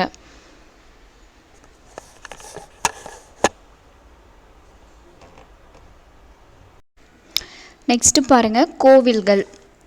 சோழர் காலத்தில் வந்து எங்கெங்கே தஞ்சாவூர், கங்கை கொண்ட சோழபுரம், தராசுரம் ஆகிய இடங்களில் அரசர்களால் எழுப்பப்பட்ட கோவில்கள் சோழர் கால கட்டுமானம், ஓவியம், சிற்பம், சிலை வடித்தல் ஆகிய கலைகளின் களஞ்சியமாக விளங்குகிறது. ஸோ வந்து எல்லா கோவில்களுமே வந்து சிறப்பு பெற்றது தான் சோழர் காலத்தில். பெரிய கோவில், கங்கை கொண்ட சோழபுரம், தராசுரம் கோவில், ஸோ இது எல்லாமே வந்து அதனுடைய சோழர்களினுடைய கட்டுமானம், ஓவியம், சிற்பம், சிலை வடித்தலுக்கு கலைக்களஞ்சியமாக விளங்குது. அது மட்டும் இல்லாமல் பார்த்திங்கன்னா கோவில்களில் சமூகம், பொருளாதார, பண்பாடு மற்றும் அரசியல் செயல்பாடுகளின் மையங்களாக மாறின. ஸோ கோவில்கள் வந்து பார்த்திங்கன்னா இது எல்லாத்துக்கும் ஒரு சென்டர் பிளேஸாக வந்து இருக்குது, ஒரு மையமாக இருக்குது. அரசர், அதிகாரிகள், நடன கலைஞர்கள், இசைக்கலைஞர்கள், பாடகர்கள் அவர்களின் ஆசிரியர்கள், இவர்களுக்கு தலைமை தாங்கும் தலைமை தாவங்கிறவங்க யார், மதகுரு என கோவில்களின் அமைப்பு அப்படியே அரச சபையை எதிரொலித்தது. அரச சபை எப்படி இருந்ததோ அதே மாதிரி அந்த கோவில்களில் வந்து இருந்திருக்காங்க.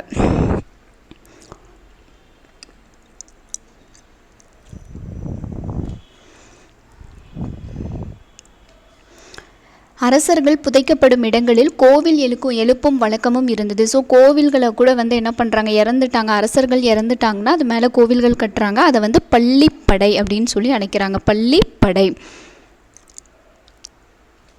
இதெல்லாம் வந்து பார்த்திங்கன்னா கோவில்களில் அந்த அதிகாரிகளினுடைய பெயர்கள் இதெல்லாம் சும்மா ஒரு டைம் ரீட் அவுட் பண்ணிக்கோங்க. கோயிரமர், கோவில் கணக்கு அதாவது கோவில் கணக்காளர், கணக்குன்னு சொல்லுவோம்ல, கோவில் கணக்கு, கோவில் கணக்காளர், தேவக்கன்னின்றவங்க கடவுளினுடைய பிரதிநிதி, ஸ்ரீ வைஷ்ணவர், கண்டேசர், கோவில் மேலாளர் மற்றும் பிறர் முதல்நிலை கோவில் அதிகாரிகள். இவங்க எல்லாமே வந்து பார்த்திங்கன்னா முதல்நிலை கோவில் அதிகாரிகள். கல்வி, நடனம், இசை, ஓவியம், நாடகம் ஆகியவற்றின் வளர்ச்சியை அவர்கள் ஊக்குவித்தனர். ஸோ இது எல்லாத்தையும் வந்து இந்த அதிகாரிகள் எல்லாம் வந்து கல்வி, நடனம், நாடகம், ஓவியம் இது எல்லாத்தையும் வந்து ஊக்குவிக்கிறாங்க. இது ரொம்ப இம்பார்ட்டன்ட். முதலாம் ராஜராஜனினுடைய வாழ்க்கையை சித்தரிக்கும் ராஜராஜ நாடகம் என்ற நாடக நிகழ்ச்சி.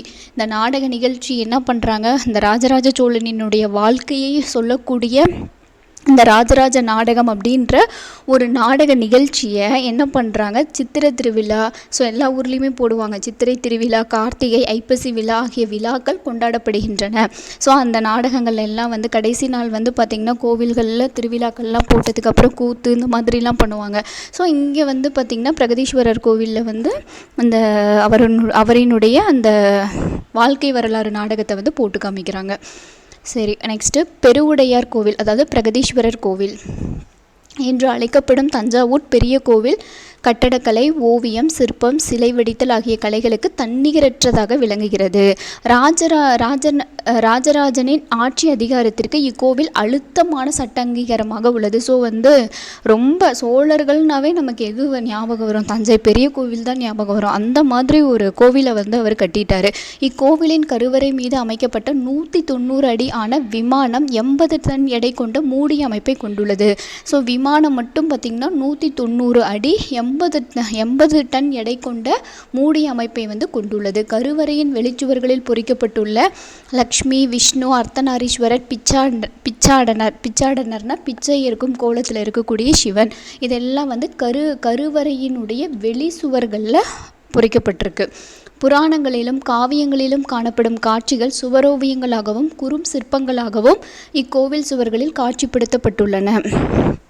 ஸோ புராணங்களில் என்ன சொல்லியிருக்காங்க, காவியங்களில் என்ன சொல்லியிருக்காங்க, அதெல்லாம் வந்து சுவரோவியங்களாக குறும் சிற்பங்களாக வந்து இருக்குது. சோழர் ஆட்சியாளர்களின் சமய கருத்தியலை இவை வெளிப்படுத்துகின்றன. அவங்களுடைய சமய கருத்து என்னவோ அதை வந்து இந்த ஓவியங்கள், சுவரோவியங்களும் சிற்பங்களும் வந்து வெளிப்படுத்துறது. நடன பெண்கள், இசைக்கலைஞர்கள், இசை ஆசிரியர்கள் இவை நாடு என்ற பகுதியை சேர்ந்த பல குடியிருப்புகளில் இருந்து தேர்வு செய்யப்பட்டு, ஸோ அந்த நாடுன்னு ஒரு அமைப்பு பார்த்தோம் பார்த்திங்களா, அதாவது பிராமணர்கள் அல்லாத அந்த பிரம்மதேய கிராமங்களில் வசிக்காத மற்ற ஊர்களில் வாழ்கிறவங்கள தான் நாடுன்னு சொல்லுவோம். ஸோ அந்த நாடு என்ற பகுதியை சேர்ந்த பல குடியிருப்புகளில் இருந்து தேர்வு செய்யப்பட்டு கோவில்களோடு இணைக்கப்பட்டன. கோவில்களில் பக்தி பாடல்களை பாடுவதற்கு பாடகர்கள் கூட நியமிக்கப்படுறாங்க. நெக்ஸ்ட் ஒன், குடக்கூத்து, சாக்கை கூத்து போன்ற மரபு நடனங்கள் சிற்ப ஓவிய வடிவங்களாக கீழப்பழுவூர், திருவொற்றியூர் கோவில்களில் சித்தரிக்கப்பட்டுள்ளன. ஸோ இந்த குடக்கூத்து, சாக்கை கூத்து போன்ற மரபு நடனங்கள் எங்கே வந்து சிற்ப ஓவியங்களாக பண்ணியிருக்காங்க அப்படின்னா கீழப்பழுவூர், திருவொற்றியூர் கோவிலில் வந்து பண்ணியிருக்காங்க. தஞ்சாவூர் பெரிய கோவிலில் இது ரொம்ப இம்பார்ட்டன்ட், நிருத்தியம், கர்ணம் அப்படின்ற நடன நிலைகளை வந்து சிற்ப வடிவியில் வந்து காட்டியிருக்காங்க. ஸோ இதெல்லாம் இந்த ஓவியங்களும் சிற்பங்களும் எப்படிலாம் வந்து என்னென்னலாம் பண்ணியிருக்காங்க எந்தெந்த கோவிலில், அதுதான் இங்கே சொல்லியிருக்காங்க. நிருத்தியம், கர்ணம் அப்படின்ற அந்த நடன நிலை, ஒரு பொசிஷனில் அந்த நடன நிலையை சிற்ப வடிவத்தில் தஞ்சாவூர் கோவிலில் வந்து பண்ணியிருக்காங்க. அடுத்து அணையா விளக்கு. ஸோ கோவிலில் ஒரு அணையா விளக்கு வைக்கிறாங்க. அந்த அணையா விளக்கை வந்து பராமரிப்பதற்காக கால்நடைகளை வந்து கொடையாக வந்து வழங்குறாங்க. ஸோ இப்போ அணையா விளக்குனா வந்து விளக்கு எரிஞ்சுக்கிட்டே இருக்கணும். ஸோ அதுக்கு தேவைப்படுற எண்ணெய் இந்த மாதிரி பொருட்கள்லாம் தேவைப்படும். அதை பராமரிக்கிறதுக்காக கால்நடைகளை வந்து கொடையாக வழங்குறாங்க. எண்ணெய் ஆட்டுபவர்களை என்னன்னு சொல்கிறாங்கன்னா சங்கர பாடியார் அப்படின்னு சொல்லி அழைக்கப்பட்டன. அவங்க வந்து கோவில்களுக்கு என்ன வழங்கினாங்க, பஞ்ச காலத்தில் இவர்கள் சிலர் தங்களை தாமே கோவில் அடிமைகளாக விற்றுக்கிட்டாங்க. சிற்ப வேலைகளும் உலோக வேலைகளும் ஊக்குவிக்கப்பட்டன. தணிக்கையாளர் கோவில் கணக்கு என அழைக்கப்பட்டார். ஸோ வந்து கோவில் கணக்கர் தான் வந்து தணிக்கையாளர் தான் வந்து கோவில் கணக்கு இல்லைன்னா கோவில் கணக்காளர் அப்படின்னு சொல்லி அழைக்கப்பட்டாங்க. ஸோ இது வந்து இந்த பெரிய கோவில் வச்சு பார்த்துட்டோம். அடுத்து வந்து பார்த்திங்கன்னா கங்கை கொண்ட சோழபுரம். கங்கைனாவே உங்களுக்கு ஞாபகம் வந்துடணும், வட இந்திய வெற்றியை கொண்டாடும் வகையில் கங்கை கொண்ட சோழபுரம் கோவிலானது எழுப்பப்பட்டது. அதை கட்டியவர் முதலாம் ராஜேந்திரன் தான் வட இந்திய பகுதிக்கு போய் வந்து வெற்றி பெற்று வந்தார். முதலாம் ராஜேந்திர சோழன். அதே மாதிரி கங்கை கொண்ட சோழபுரம், கடாரம் கொண்டான், கங்கை கொண்டான், இந்த மாதிரிலாம் அழைக்கப்படுறது முதலாம் ராஜேந்திர சோழன். முதலாம் ராஜேந்திர சோழனின் வட இந்திய வெற்றியின் நினைவாக தஞ்சாவூர் பெரிய கோவில் போன்றே கங்கை கொண்ட சோழபுரத்தில் ஒரு கோவிலை வந்து கட்டுறாரு. சோழகங்கம் என்ற புதிய பாசன ஏரியையும் தலைநகர் அருகே உருவாக்கினார். ஸோ தலைநகர் கங்கை கொண்ட சோழபுரம் பக்கத்துலேயே வந்து ஒரு புதிய பாசன ஏரி, அதுக்கு பேர் வந்து சோழகங்கம். இந்த பாயிண்ட் முன்னாடியே பார்த்துட்டோம், சோழகங்கம் அப்படின்னு சொல்லி அழைக்கப்படுது. அதை வந்து ஜலத்தம்பம், அதாவது நீர்த்தூண் அப்படின்னு சொல்லி நம்ம அழைக்கிறோம். கங்கை கொண்ட சோழபுரம் முக்கியத்துவம் வாய்ந்த இடமாகவும் சோழ அரசர்கள் முடிசூட்டும் இடமாகவும் ஆனது. ஸோ ரொம்ப முக்கியத்துவம், ஏன்னா அதுதான் தலைநகரம், முக்கியத்துவம் வாய்ந்த இடம், அது மட்டும் இல்லாமல் முடிசூட்டும் இடமாகவும் இருந்திருக்கு. கங்கை கொண்ட சோழபுரம் கோவில் கருவறையின் வெளிப்புற சுவர்களில் மாடங்களில் இடம் பெற்றுள்ளது. ஸோ முன்னாடி பார்த்திங்கன்னா இங்கே பெரிய கோவில் என்னென்ன கடவுளர்களினுடைய சிற்பங்கள்லாம் இருந்தது, லக்ஷ்மி, விஷ்ணு, அர்த்தநாரீஸ்வரர், பிச்சாடனர், இது பெரிய கோவிலில். இங்கே பார்த்திங்கன்னா அர்த்தநாரீஸ்வரர், துர்கா, விஷ்ணு, சூரியன், சண்டேச, அனுக்கிரகமூர்த்தி, இவங்களோட சிலைகள் வச்சுருக்காங்க, சிற்பங்களாக வச்சுருக்காங்க. ஸோ நெக்ஸ்ட் ஒன் தராசுரம் கோவில். இரண்டாம் ராஜராஜன். தராசுரம் கோவில் கட்டியவர் இரண்டாம் ராஜராஜன்.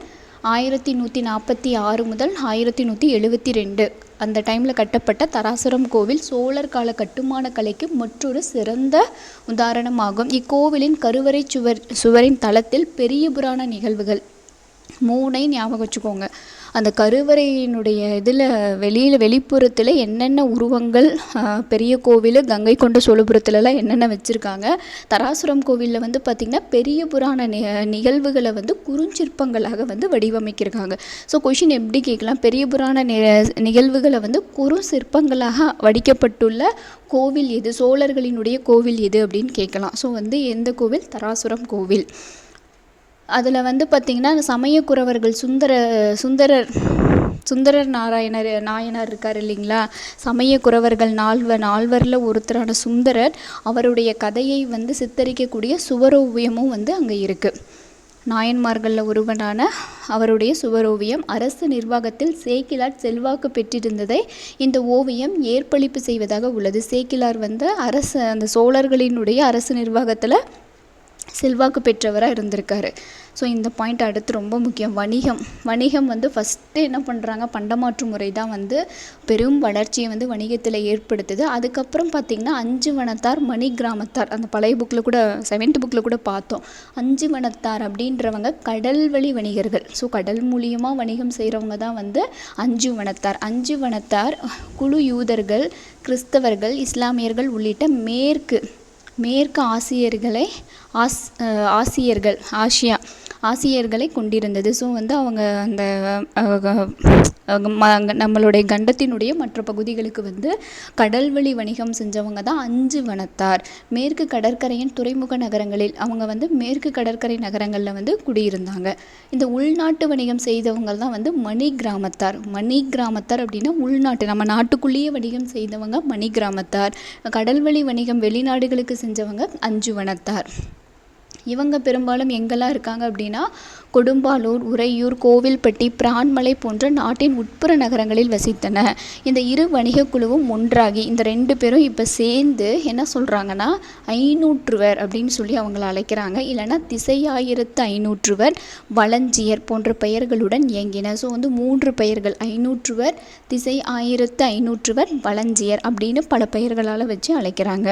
இவங்களுடைய வணிக மையம், தலைமை வணிக குழு கர்நாடகாவில் உள்ள ஐஹோல் அப்படின்ற இடத்துல இயங்கியது. தலைமை வணிக குழு இவங்களுடைய தலைமை அந்த தலைமையிடம் எங்கே இருந்தது அப்படின்னா கர்நாடகாவில் ஐஹோல் அப்படின்ற இடத்துல இயங்கியது. 500 வணிக குழு மேற்கொண்ட கடல் கடந்த வணிகம் தென்கிழக்கு ஆசிய நாடுகளில் நடைபெற்றது. ஸோ 500 அப்படின்னா 2 பேரும் சேர்ந்த அந்த அமைப்பு தான். முனைச்சந்தை, புதுக்கோட்டை, மயிலாப்பூர், திருவெற்றியூர், ஸோ இதெல்லாம் சும்மா ஒரு டைம் ரீட் அவுட் பண்ணிக்கலாம். நாகப்பட்டினம், விசாகப்பட்டினம், கிருஷ்ணப்பட்டினம் ஆகிய இடங்களில் கடல் வணிக குழுக்களின் மையங்களாக மாறின. உள்நாட்டு வணிகம் எப்படி நடந்தது, அந்த மணி கிராமத்தார்னு சொல்கிறோம் இல்லைங்களா, அந்த உள்நாட்டு வணிகம் அது இப்போ கடல்வழி வணிகம்னா கப்பல்கள் மூலம் வணிகம் நடைபெற்றிருக்கும். அப்போ அந்த உள்நாட்டு வணிகம் எப்படி நடைபெற்றது அப்படின்னா விலங்குகள், படகுகள் மூலிமா நடைபெற்றது. ஸோ சோழ நாட்டிலிருந்து என்னென்னலாம் ஏற்றுமதி செய்யப்பட்டது, ஏற்றுமதி சந்தனம், அகில், சுவையூட்டும் பொருட்கள், விலை உயர்ந்த இரத்தினங்கள், மிளகு இல்லாமல் இருக்கவே இருக்காது, எண்ணெய், நெல், தானியங்கள், உப்பு, இது எல்லாம் ஏற்றுமதி செய்யப்பட்டது. இறக்குமதி என்னென்ன பண்ணாங்க அப்படின்னா கற்பூரம், செம்பு, தகரம், பாதரசம். ஸோ 4 பொருள் தான், கற்பூரம், செம்பு, தகரம், பாதரசம், இதெல்லாம் இறக்குமதி செய்யப்பட்டது. பாசன நடவடிக்கைகளில் வணிகர்களும் ஆர்வம் கொண்டனர். ஸோ இந்த வணிகர்களுக்கும் வந்து என்னது பாசன இதில் வந்து ஆர்வம் இருக்குது. அவங்களும் வந்து அந்த வளஞ்சியர் அப்படின்ற அந்த குழு வந்து வளஞ்சியர் அப்படின்ற அந்த வணிக குழு வந்து 500 பேரேரி அப்படின்ற ஒரு ஏரியை புதுக்கோட்டையில் வெட்டினாங்க. ஸோ 500 பேரேரி அப்படின்ற ஒரு பாசன ஏரியை புதுக்கோட்டையில் வந்து என்ன பண்ணாங்க, அமைச்சாங்க வளஞ்சியர் அப்படின்ற அந்த வணிக குழு. அது கல்வியில் வந்து பார்த்திங்கன்னா இவங்க நிறைய சோழர்கள் அறக்கட்டளைகள் எல்லாம் நிறுவனாங்க. சமஸ்கிருத கல்விக்கு பெரும் ஆதரவு அளித்தாங்க. எழுத்தறிவு பரவலாக இருந்தது என்பதை கல்வெட்டுக்கள் மூலம் வந்து நம்ம தெரிஞ்சுக்கலாம். முதலாம் ராஜேந்திரனின் தென் ஆற்காடு பகுதி தென் ஆற்காடு பகுதியில் உள்ள எண்ணாயிரம் அப்படின்ற பிளேஸில் வேத கல்லூரி ஒன்றை முதலாம் ராஜேந்திரன் வந்து அமைக்கிறாரு. அந்த கல்லூரியில் 340 மாணவர்கள் 14 ஆசிரியர்கள் வந்து பணியாற்றினாங்க. வேதம், இலக்கணம், வேதாந்தம் இதெல்லாம் அங்கே வந்து சொல்லி கொடுத்துருக்காங்க. இதை தொடர்ந்து அவருக்கு பின்னாடி வந்தவங்களும் 2 சமஸ்கிருத கல்லூரிகள் தொடங்கப்பட்டன. 1948 2 ஃபஸ்ட்டு வந்து யார் ஓப்பன் பண்ணுறா, முதலாம் ராஜேந்திரன் வந்து ஃபஸ்ட்டு தென் ஆற்காடு பகுதியில் எண்ணாயிரம்ன்ற ஊரில் வந்து வேத கல்லூரி ஆரம்பித்தார். ஸோ அவரை தொடர்ந்து அடுத்து 2 சமஸ்கிருத கல்லூரி 1948 புதுச்சேரிக்கு அருகில் உள்ள திருபுவனம் அப்படின்ற பிளேஸ்லேயும், அடுத்து 1967 செங்கல்பட்டுக்கு அருகில் உள்ள திருமுக்கூடல் அப்படின்ற பிளேஸ்லேயும் வந்து அமைக்கப்பட்டது. இந்த சமஸ்கிருத கல்வி மையங்களில் வேதங்கள், சமஸ்கிருத இலக்கணம், சமயம், தத்துவங்கள் ஆகியவை இதெல்லாம் கற்றுத்தரப்பட்டது. பாருங்கள், ஆசிரியர்களுக்கு ஊதியமாக என்ன வழங்கியிருக்காங்க, நிலத்தை தான் வந்து கொடுத்துருக்காங்க. பெரும் இலக்கிய படைப்புகளான கம்பராமாயணம், முக்கியமாக அந்த கம்பராமாயணம், பெரிய புராணம் இந்த காலகட்டத்தை வந்து சேர்ந்தவை. ஸோ ஃபஸ்ட்டு டாப்பிக்லேயே வந்திருக்கும் என்னென்ன இலக்கண நூல்லாம் என்னென்னு சொல்லிட்டு அந்த பேராகிராஃப் ரொம்ப இம்பார்ட்டன்ட். ஸோ வந்து ரொம்ப சிறப்பாக ஆட்சி பண்ணிகிட்டு இருந்தவங்க 12ஆம் நூற்றாண்டினுடைய இறுதியில் சரியான தலைமை ஆட்சியாளர்கள் இல்லாததுனால அது வந்து என்ன ஆகிடுது, அந்த குடித்தலைமை ஆட்சியாளர்கள் அதாவது அந்த குறுநில தலைவர்கள், அரசர்கள், அப்புறம் பாண்டியர்களினுடைய தொடர் படையெடுப்பு, இதனால் சோழர்களினுடைய வலிமை வந்து குறைய ஆரம்பிச்சிருச்சு. தன்னை விட வலிமை குறைந்த ஹொய்சால அரசை சார்ந்திருக்கும் அளவுக்கு எந்த அரசை சார்ந்திருக்காங்க, அந்த ஹொய்சால அரசை வந்து சார்ந்திருக்கிற அளவுக்கு சோழ அரசானது ரொம்ப வலுவிழந்தது. 1264 பாண்டிய மன்னன் முதலாம் ஜடாவர்ம சுந்தர பாண்டியன் சோழர் தலைநகரான கங்கை கொண்ட சோழபுரத்தை கைப்பற்றினான். இது ரொம்ப முக்கியம். ஏன்னா அவங்களோட தலைநகரமே கங்கை கொண்ட சோழபுரம் தான். ஸோ இதை வந்து கைப்பற்றியவன் யார், எந்த பாண்டிய மன்னன் கேட்கலாம். முதலாம் ஜடாவர்மன் சுந்தர பாண்டியன் 1264. அதுக்கு முன்னாடியே காஞ்சிபுரத்தை தெலுங்கு சோழர்கள் வந்து என்ன பண்ணியிருக்காங்க, தெலுங்கு சோழர்கள் கைப்பற்றியிருக்காங்க. கடைசி பாயிண்ட் பாருங்கள், 1279 முதலாம் மாரவர்மன் குலசேகர பாண்டியன் கடைசி சோழ அரசரான 3ஆம் ராஜேந்திர சோழன். ஸோ கடைசி சோழ அரசர் யார், 3ஆம் ராஜேந்திர சோழனை வந்து தோற்கடித்தார். யார், முதலாம் மாரவர்மன் குலசேகர பாண்டியன் 1279.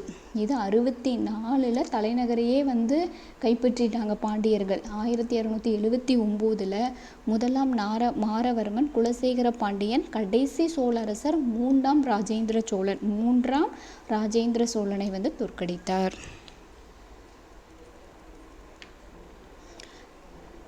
பாக்ஸில் பாருங்கள், சம்புவராயர்கள் அப்படின்றவங்க யார், இவங்க வந்து பார்த்திங்கன்னா ஒரு குறுநில மன்னர்கள். பட் ஆனால் ரொம்ப வந்து சிறப்பான ஆட்சி திறம் பெற்றவர்கள். இவங்க வந்து சம்புவராயர்கள் ராஜாதிராஜன், 3ஆம் குலோத்துங்கன் ஆகிய சோழ அரசர்களின் ஆட்சி காலத்தில் இந்த ராஜாதிராஜன், 3ஆம் குலோத்துங்கன் இந்த மாதிரி இருக்கக்கூடிய அந்த சோழ அரசர்களினுடைய ஆட்சி காலத்தில் வட ஆற்காடு, செங்கல்பட்டு பகுதியில் வலிமை படைத்த குறுநில மன்னர்களாக இருந்திருக்காங்க. இவங்க வந்து யாராவது அரசர்கள், அதாவது அவங்க சப்போர்ட் பண்ணக்கூடிய அரசரை வந்து ஏதாவது போரில் ஈடுபட்டாங்க அப்படின்னா அவங்களுக்கு சப்போர்ட் பண்ணுவாங்க. அந்த மாதிரி இருந்திருக்காங்க. 13ஆம் நூற்றாண்டின் பிற்பகுதியில் இருந்து பாண்டியர் ஆட்சியின் இறுதி வரை, பாண்டியர்களினுடைய 13ஆம் நூற்றாண்டினுடைய பிற்பகுதியிலிருந்து பாண்டியர் ஆட்சியினுடைய இறுதி வரை பாலாறு பகுதியில் அரசியல் செல்வாக்கோடு இருந்திருக்காங்க. பாலாறு பகுதியில் அரசியல் செல்வாக்குடன் இருந்தவர்கள் யாருன்னு கொஷின் கேட்கலாம். ஸோ பாலாறு பகுதியில் சம்புவராயர்கள். ராஜகம்பீர ராஜ்யம், அவங்களுடைய அரசு பேர் வந்து ராஜகம்பீர ராஜ்யம் அப்படின்னு சொல்லி அவங்களோட அரசை சொல்கிறாங்க. அவங்களுடைய தலைநகரம் படைவீட்டில் இருந்தது. படைவீடு தான் அவங்களுடைய தலைநகரம். வீர சோழ சம்புவராயனின் கல்வெட்டு எங்கே அப்படின்னா அந்த 1314 நிறைய கண்டெடுக்கப்பட்டுள்ளது. சம்புவராயர்கள் உயர்ந்த பட்டங்கள், அந்த அரசர்கள் வந்து நிறைய பட்டங்களை வந்து சூட்டிக்கிட்டாங்க. சகலலோக சக்கரவர்த்தியை சகலலோக சக்கரவர்த்தி வென்று மண் கொண்ட சம்புவராயன், சகலலோக சக்கரவர்த்தி ராஜ நாராயண சம்புவராயன் ஆகியோரை கூறலாம். ஸோ பேர் பாருங்கள், இதிலிருந்து இது வரைக்கும் ஒரு பேர். ஸோ சகலலோக சக்கரவர்த்தி ராஜ நாராயணன் சம்புவராயன் 20 ஆண்டுகள் ஆட்சி செய்து பின்னாட்களில் விஜயநகரத்தின் குமார கம்பனர் அப்படின்றவர் யார்? விஜயநகர தலைநகரினுடைய விஜயநகர அரசினுடைய அரசர் யார்? குமார கம்பனர். அவரால் வந்து இந்த சம்புவராயர்கள் வந்து தோற்கடிக்கப்பட்டாங்க. அதுக்கப்புறம் குமார கம்பனர் தெற்கு நோக்கி மதுரை வரை படையெடுத்து சென்றார். குமார கம்பனர் மதுரை சுல்தானை தோற்கடித்து முழு வெற்றி பெற்றார். சுல்தானை வந்து தோற்கடிச்சிருக்காரு. ஸோ இதோட வந்து சோழர்கள் டாபிக் வந்து ஓவர். ஸோ பெரிய ஒரு லெசன் தான், பட் திரும்ப வந்து படித்து பாருங்கள், அப்போ தான் புரியும். சும்மா ஒரு டைம் படிச்சிங்கன்னா எல்லாமே மறக்கும். தயவு செஞ்சு ஹிண்ட் எடுத்து வச்சுக்கோங்க, அது மட்டும்தான் நமக்கு எக்ஸாம் டைமில் யூஸ்ஃபுல்லாக இருக்கும்.